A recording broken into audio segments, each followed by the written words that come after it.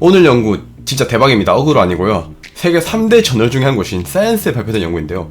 이것만으로도 한국인이었으면 주요 이제 국내 언론사들이라던가 그런데 다 뉴스 나오고요. 대학이랑 뭐 연구소 홈페이지 대문에 걸립니다. 그런데 7월 2일 기준으로 알트메틱이라는 이제 논문 영향도 점수가 있는데 이게 무려 4,387입니다.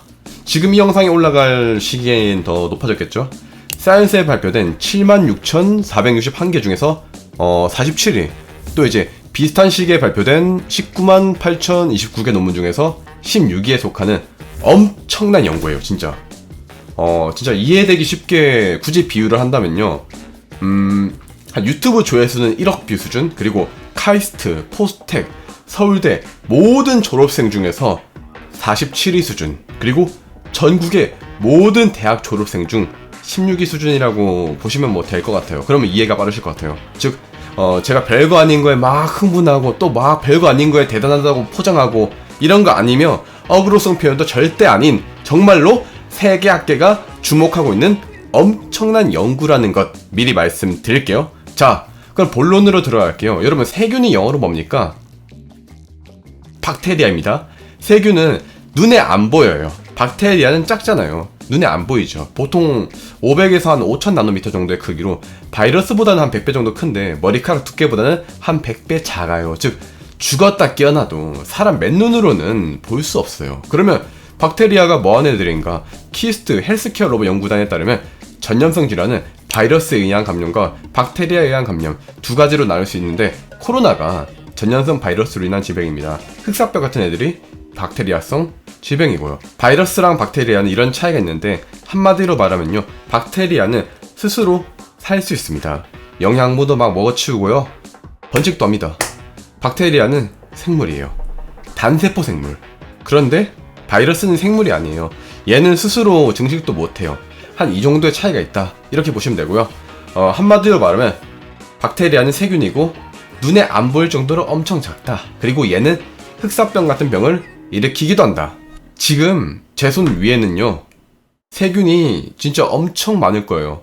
최소한 수만에서 한 수백만 개가 있을 텐데, 얘네가 만약에 커져서 한 머리카락 만해진다면 진짜 이거 말도 못하게 징그러울걸요? 여기 앞에 막 엄청 막 붙어있을 거 아니에요.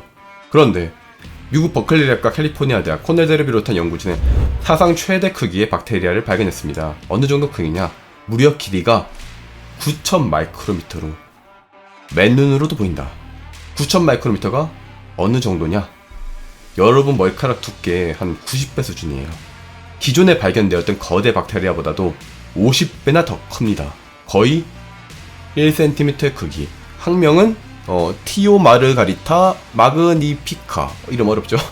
연구진이 발표한 사진인데 진짜 징그럽습니다. 곱등이 같아요. 제 손 위에 이런 것들이 한 수백만 개가 돋아있다고 상상해보세요. 진짜 감이 안 잡히실 것 같아서 보여드리면요, 자, 이게 평범한 박테리아입니다. 이게 좀 큰 애들이고요, 이쯤에 초파리가 있습니다. 그리고 오늘 발견된 놈은 여기에 있습니다. 초파리보다도 더 커요. 이 연구가 주목받는 이유가 바로 여기에 있습니다. 보통 박테리아는 세포대사 메커니즘에 따르면 이렇게 커질 수가 없대요. 즉, 이 박테리아는요, 연구진들의 표현을 빌리면 이론적인 한계를 넘어설 정도로 거대해졌어요. 연구에 참여한 장마리 블랜드 연구원은 에베레스트 산만큼 큰 사람을 만난 것과 같다고 말할 정도죠. 이게 어떻게 가능하냐? 뭐 만들어낸 거 아니냐? 이 연구는요, 발견이었어요. 이 박테리아를 최초로 발견한 사람은 이 아저씨인데, 오늘 연구에도 3저자로 올라가 있는 과들루프 앤틸레스 대학 올리비에 그로 교수인데, 2009년에 맹그로브 숲에서 연구를 하다가 뭘 발견했어요. 올리비에 교수는 인터뷰에서 이렇게 말했어요. 그들을 봤을 때 나는 기이하다고 생각했다. 처음에는 호기심이었다. 하얀 실들이 잎에 붙어 있었다. 당연히 상식적으로 그들은 이게 박테리아라고 생각을 못했죠. 에베레스트 산만큼 큰 사람을 만난다면 저거를 인간이라고 인지를 하겠습니까? 상식적으로는 불가능하죠. 이후 연구를 연구진이 이제 몇 년 동안 계속했고 검사도 계속해봤어요. 그런데 놀랍게도 얘네는 지금까지 인간이 가지고 있던 박테리아에 대한 것과 완전히 달랐어요. 추가적인 연구 이후에요, 이게 이제 검증이 확실시 된다면 앞으로 생물 교과서들은 모두 수정되어야 합니다. 물론 막 중고등학생들 그리고 이제 대학생 수준에서는 이 정도의 최신 연구까지는 알 필요가 없으니까 막 수정되지는 않고 옆에 막 꼭지로만 달려있지 않을까 그렇게 생각을 합니다. 아무튼 이 연구는 이제 막 본격적으로 시작됐어요. 연구진은 아직까지도 어떻게 이런 박테리아가 등장했는지 몰라요. 작은 박테리아가 어떻게 이렇게 거대해지도록 진화했는지 밝혀낼 수도 없었습니다. 진화는요, 목적을 가지지 않습니다. 그냥 이렇게 거대해진 놈들이 살아남을 가능성이 높았기 때문에 이렇게 진화했을 겁니다. 어쩌다 보니까 이렇게 커지는 게 유리했을 뿐입니다. 변화에 적응하여 살아남았을 뿐입니다. 그 결과 우리는 아주 작은 박테리아가 지금까지 전혀 없었던 구조 그리고 상식을 벗어난 크기로 진화하는 순간을 우연히 발견하여 보고 있습니다. 대체 이 박테리아들은 무슨 변화에 적응하고 있는 걸까요? 답은 알 수 없지만 그 변화에 적응하기 위해선 거대해지는 것이 필요했던 것 같습니다. 찰스 다윈은 말했습니다. 살아남는 종은 강한 종도 아니고 또 똑똑한 종도 아니다. 변화에 적응하는 종이다. 여러분, 사실 제가 앞에 이 연구가 어떻다, 저 연구가 어떻다 이런 걸 넣는 이유는 간단한데요. 저는 솔직히 말씀드려서요, 의도적으로 좀 상당히 급 높은 저널의 연구 위주로 논문을 보곤 하거든요. 물론 안 그런 경우도 있긴 해요. 그런데 애초에 그런 저널 위주로 논문을 찾아요. 그래서 한 대학원생분들이라던가 아니면 교수님들을 또 이제 좀 높으신 분들은 야, 이거 사이언스야? 와, 씨, 알티메트릭이 4,000이 넘어?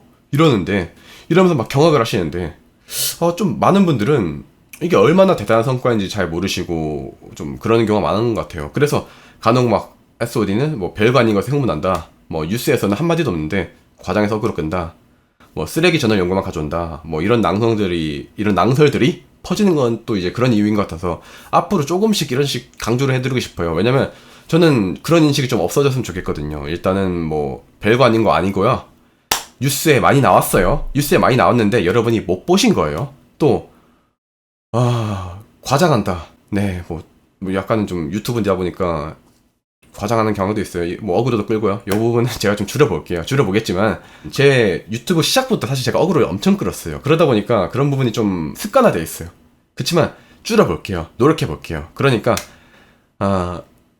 제 어그로 때문에 영상 논문에 대해서, 연구자들에 대해서 이런 비판은 조금 자제해 주셨으면 좋겠습니다. 쓰레기 저널 연구만 가져온 거 아니고요. 어그로 끄는 건 제가 좀 줄여볼게요. 그리고 별거 아닌 거 말씀드렸고요. 아무튼 이런 인식이 없어졌으면 좋겠고, 지금 이 영상을 보시는 모든 분들이 일이 잘 풀리길 제가 기원해 보겠습니다. 감사합니다.